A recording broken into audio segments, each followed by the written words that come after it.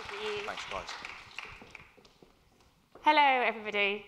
So we've got a little bit of time with you today. We want to talk a little bit about what are these squiggly careers, and then how collectively we can make squiggly careers and cultures better for everyone. So let's start with the ladder. Hopefully we can get our screen up now.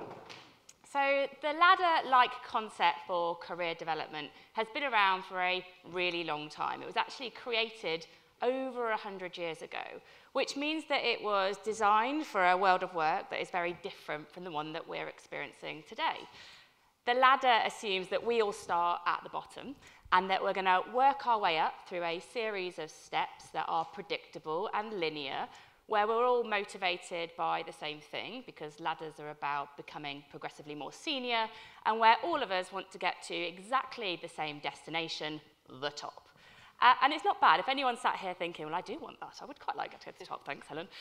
That's not bad if that's what you want. It just isn't what everybody wants, and it's not what everybody wants all of the time. But the ladder implies that that is the future for everyone, and that is possible for everyone, and meaningful and motivating for everyone. And it's not true, because people do want to develop in different directions. People do want choice and freedom and flexibility, and the ladder doesn't allow for it. It leads to competition, it leads to comparison, and people lose confidence if their career doesn't look like that.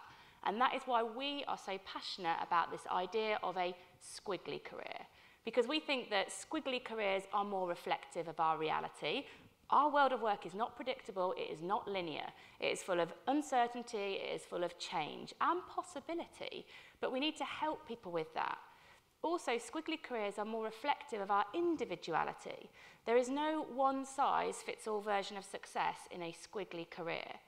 They are as individual as we are.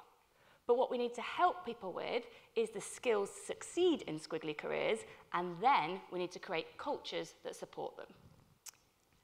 And the legacy of this ladder is doing a very good job of sticking around, both in terms of our individual mindset and skill set, but also how our organisations are set up. So there's some quite big unlearning and relearning that we all collectively need to make happen if we want careers to be better for everyone, if we want to move away from the ladder, which we know is limiting, to squiggly careers, which is much more about potential and possibilities. So just a few of these from and tos, these shifts that we're trying to see, so we get a sense of how we frame the opportunity and the challenge. And the first one is really about moving away from this idea of plans. You know, that interview question, the classic interview question, where do you see yourself in 5 years' time? Have a go, you'll never be right. And we like to plan. It helps us to feel in control. I love to plan because I love to be in control. And so letting go of these plans can create uncertainty, and it can feel uncomfortable. And we work for too long and we all work too hard to leave our careers to chance. So we have got to replace these plans, not with sort of hoping for the best, but instead with a sense of possibility. So we talk about possibilities and being curious about where your career can take you, being open and adaptable to developing in different directions. Secondly, for a long time, we've got used to our status and our identity being wrapped up, at least to some extent, in the titles that we have. Job titles feel very important to lots of people. I never understand people's job titles anymore. They've sort of gone the wild west of job titles now. I don't know if it's like you, but if you go on LinkedIn, I'm like, I have got no idea what that means. And so I think kind of letting go of job titles as being kind of the most important motivator, and we've all got used to that. This is not an easy thing to let go of. But I'm always much more interested in what are all the talents that people have got, and how can we help people to transfer those talents? How can we help people to grow those talents? And we are all talented. You know, sometimes in organisations we talk about, oh, there's this talent group. And I always think, what does that mean for the rest of us? So, you know, we are all talented. We've all got things to contribute. And I think we sort of don't want to, you know, go back to this ladder-like world, which really only fitted for sort of the fortunate few, probably the more privileged people who were climbing up the ladder. Worked really well for those people, but kind of what about the rest of us? And finally, in that career ladder world, and certainly this is for me at the start of my career, I waited. I waited to be told what to do and where to go. You know, ideally your manager sort of tells you the answers and then you very dutifully do what you're told. And I think, again, we're trying to move away now to much more of a create mindset, kind of create, don't wait when it comes to your career. No one should care about your career more than you do, and we want everybody to have that capability to take ownership and control of their squiggly career. So one of the values in our organisation, Amazing If, which drives us, is to be useful. And we wanted to be useful for you today. And so we've got 2 ideas for action that we hope that you can take away from today and start to support squiggly career cultures in your organisation. The first one is about permission. It's about giving people permission to explore their possibilities. If we're going to let go of the plan and we're going to embrace this idea of career possibilities, leaders and managers and mentors and colleagues, to be honest, need to give people permission to talk about these possibilities. Now, this can feel like a different way of people talking about their career. So what might be helpful is to have a few possibility prompts. And so we've got 4 different possibility prompts for you to put into career conversations that you might be having that can start to help people think differently about how they could develop in their squiggly career. So the first possibility prompt is about the obvious moves that they could make. There is an obvious move for all of us based on what we've done so far in our career or what we're doing today. A lot of people assume that obvious is the right answer and they rush into those roles without taking time to explore them. So when we're talking to people about obvious moves, we might want to say, what is an obvious move for you to make? And what makes that a good fit for your future? Nice, curious, open questions that get people to consider it before they leap into a role that they've not looked at. The second possibility is the ambitious possibility. The question to prompt someone here is, what feels interesting but a bit out of reach for you right now? Just because it feels out of reach doesn't mean we shouldn't help someone to go and explore it. In fact, the sooner they get curious, the sooner it comes closer. And again, we make assumptions that we can't do that, we don't have the skills, we don't have the knowledge, we don't have the connections, but we've got to start somewhere. So give someone the confidence to get started to explore their ambitious possibilities. The third possibility is the pivot possibility, which is probably my favourite because I've done quite a lot of pivoting. This is the point that Sarah mentioned about moving from this title-based way of looking at our career to a much more talent-based way. The question to ask here is, where is what you want to be known for, what somewhere or someone else needs? Because when we take what we want to be known for, the talents we want to build our roles around, and we think, well, where else in this organisation, where else in this industry would they benefit from what I want to be known for? We can identify so many more possibilities for our future. And the third one is the dream possibility.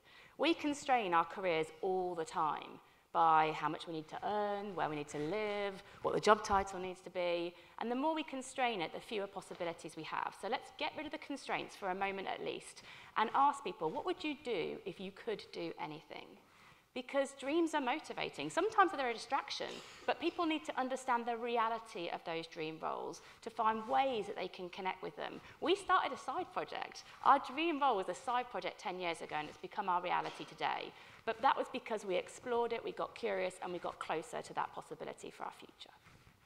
And what we see time and time again is that career conversations are often already happening in organisations, and they really are a kind of moment that matter. And some small changes, like thinking about the words that we're using. So you notice we don't say, well, what step do you want to make? We talk about what moves could you explore.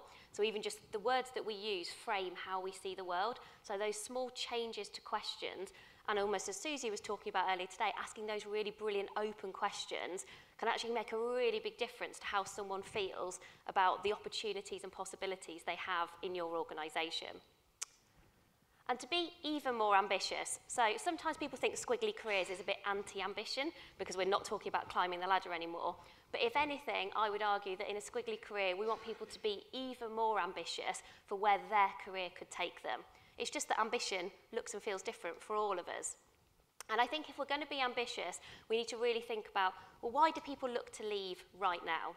Lots of people, there's lots of talk about resignation and re-evaluation and any other word people can think of beginning with an R usually.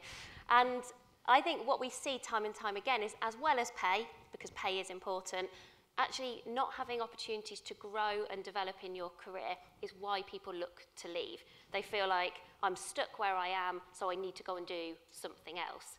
And so we've got to reimagine retention. I told you, it always begins with R. I don't know why, but it does. So we've got to reimagine retention, or as we would describe it, we've got to help people to squiggle and stay. And this works for individuals and it works for organisations. No organisation I know is adding hierarchy. No one is going, so we've got to get away from this idea of progression equals promotion. We've got to help people to sort of flow around organisations. And at the moment, there are 3 barriers that we consistently see get in the way of that. Firstly, just access, then ease, and support. So if we take ease, and we're going to kind of dive into that a little bit more, and this is not the first time you've heard about experiments this morning, we're really interested in how can you create in organisations easy experiments to kind of get rid of that barrier of trying out different things in an organisation. Moving into a new team or a function or something you haven't done before is scary. It feels outside of your comfort zone. You don't know what you don't know. I've done it before. I've moved from marketing into corporate responsibility. I ran corporate responsibility at Sainsbury's, and I had never worked in that function before. And that was really unusual. I was the real anomaly on the graph of somebody doing something, like transferring their talents and doing something for the first time. So I think we've got to make it so much easier for people to do that, to transfer those talents. And this is an area where I think we don't learn by describing, we learn by doing. So we're working with quite a few organisations all across the world in very different industries on what are the easy experiments that we can try out to see what works, to see what fails, and then we can learn and sort of share what we know so that everybody can do this. So I thought I'd just give you a couple of examples of the easy experiments that organisations are testing here and now. We don't know the outcomes, so I can't do a big reveal. There's no sort of, oh, and I'm about to tell you the 2 things that have worked. I've just picked a couple, and then we'll share with you how you can kind of find out a bit more. Now, there's some really good advantages to what we do in careers in terms of our drawing. We never use slides. We always visualise what we do because most of us are visual learners. There are moments, like right now, where you'll realise that we are not artists. So we are all going to play a little bit of Pictionary. Bear with me. So, I said to Helen, I was like, maybe I should pre-draw these. She's like, no, it'll be funnier. I was like, oh, great. I'm really glad that I'm here to provide some entertainment for us all this morning. Thank you. I heard elephant, and I am totally taking that. So, elephant. Here's our first elephant. I promise this is going somewhere. And, oh, okay, I swear my son is already a better drawer than me. Okay, this is slightly more abstract, but your drawings are whatever you say they are. And if we just do this, it helps us out a bit. Thank you, team at the front here, who were basically feeling sorry for me by that point. They were like, right. So, why is there an elephant and a lion? So, 2 examples of the easy experiments that organisations are running at the moment. The first one is career safaris. That's what we're calling them. You see, you're like, oh, it all sort of makes sense. Career safaris. So, the idea here that we're testing is we're all very familiar with having holiday and having X amount of days per year to go on holiday and give our brains a break. And that's a really good thing. We don't want people to get rid of that holiday. But how about, or what would happen if we gave people a holiday from their day job to kind of go on a bit of a career safari, to spend time with other teams, with other places, to sort of get an understanding, kind of peek behind the curtain of the reality of roles, to test your assumptions about what is it like kind of being in that team, with sort of no expectation of you don't have to go and do that job. Almost the worst case scenario from doing a career safari is you create some new connections that hopefully will be really helpful for collaboration. Maybe you realise it's really not what you want to do. That's not time wasted. You've just learned and you've created connection. So some of the organisations we're working with are giving people 5 days holiday to take at once at any point during a year. Others are giving people more days, but maybe they're taking them 1 or 2 days at a time. And so every organisation is designing their experiment that sort of fits their organisational structure and maybe what geographies they're working in. We've got quite a lot of global organisations. And so career safaris, it's one where certainly employees have responded really positively. They love the idea. I think suddenly you've kind of given someone a way of just getting a window into other people's worlds. The other thing that people are trying is this idea of kind of job swaps. So we talk about job shares, we're kind of all familiar with that as an idea. But when we talk to managers and organisations, we've also got to be really realistic about, you know, most of us can't afford to have gaps in our team. That's not very motivating as a manager to sort of say, oh yeah, I'm going to, you know, someone's going to disappear to go off and do something different. Kind of, I've still got my objectives and my outcomes that I need to deliver on. And so this is a bit more substantial than the career safari idea, but this is where two people together are partnering and swapping jobs for a certain period of time. And you are going to do that job. So probably 3 months will be the minimum, maybe up to 9 months would be the kind of maximum. But again, the idea is that you return to the role that you were doing before, but you've really experienced the ins and outs and thought about, you know, how well do my strengths fit in this job? Can I transfer my talents? You get to know people. And again, the worst case scenario is you've done something for a bit, you've kind of dipped your toe in the water, you've understood the reality, and then maybe you'll go back to your previous role with kind of deeper and wider experience, or maybe you'll think, oh, actually, that is a possibility I'd like to explore even more in the future. So whether you take away from the things that we've talked about today some possibility prompts that you can put into career conversations or some idea for experiments, we hope we might have inspired you to think about careers a little bit differently. If you do want to get involved with some squiggly career experiments, then we've got one cohort live at the moment. We've got another one kicking off in January. We've got a few spaces left in that cohort, so you can just connect with Sarah Ellis or Helen Tupper on LinkedIn. We can tell you a bit more about it.